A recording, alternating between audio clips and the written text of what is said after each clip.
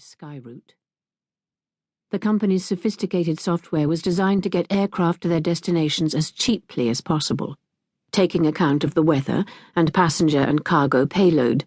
10% of flight costs were incurred in landing fees and overflight charges, 90% in aviation fuel. A strong headwind could add 30% to the cost of a flight and turn it into a loss maker for the company. Finding the cheapest route on a given day was critical. Skyroute had taken account of all the satellite-generated weather data and decided on a southerly course to avoid strong winds in the North Atlantic. They would fly due west from Heathrow, level off at 31,000 feet over the Severn Estuary, and make their way towards the southern tip of Ireland. Midway across the Irish Sea, they would climb to their cruising altitude of 39,000 feet and follow an almost direct line across the ocean. An estimated flight time of 8 hours would have them on the ground at New York's JFK at midday, Eastern Standard Time. Having talked his captain through the main points, Stevens drew his attention to several notices to airmen, NOTAMs, that warned of pockets of thundercloud over the western British Isles and Irish Sea. It was unremarkable weather for the time of year, and nothing to cause either pilot anxiety. Captain Murray had always preferred flying the Atlantic to complex routes over a patchwork of countries. Beyond Irish airspace, there would be no air traffic controllers to deal with until they skirted southern Canada. And once aloft, the Airbus virtually flew itself. In fact, if correctly programmed, it would even land and come to a halt on the JFK runway without human intervention. Satisfied with their proposed course, Murray ordered a second cup of coffee and set about checking the fuel load calculations. Operating on the tightest of margins, Ransom Airways insisted its captains take on only the regulation minimum 3% of total fuel load as a contingency, which amounted to approximately 30 extra minutes in the air.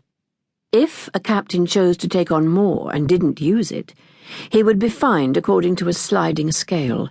Every 2 litres of fuel taken on board required another litre just to keep it airborne.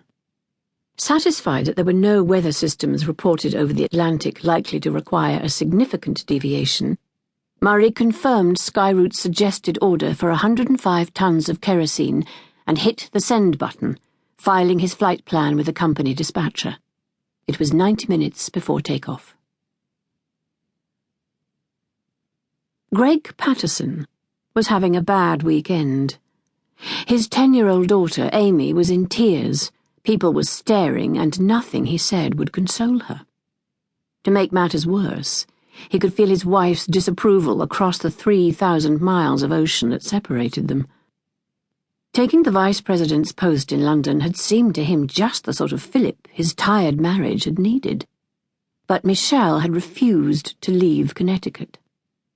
A professor in applied mathematics at Hertford University, she had been offered a visiting lectureship at King's College, London, but when departure day loomed, she claimed she couldn't bring herself to desert her elderly mother.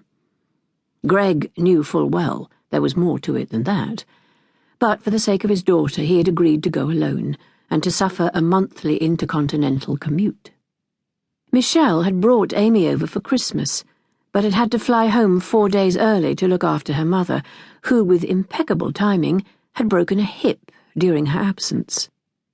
Greg had persuaded Michelle to let Amy stay on, with the promise that he would fly to New York with her en route to a business meeting to Washington.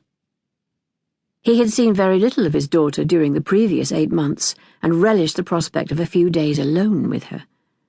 All had been well until the previous Friday morning, when, in typically autocratic fashion, Greg's CEO cancelled his Washington trip, dictating that he had more pressing business to attend to in London.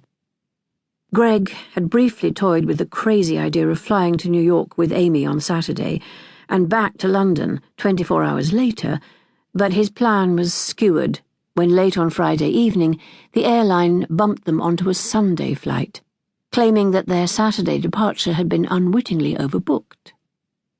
Michelle had failed to be understanding. As far as she was concerned, Greg's intention to fly their daughter home as an unaccompanied minor was tantamount to child.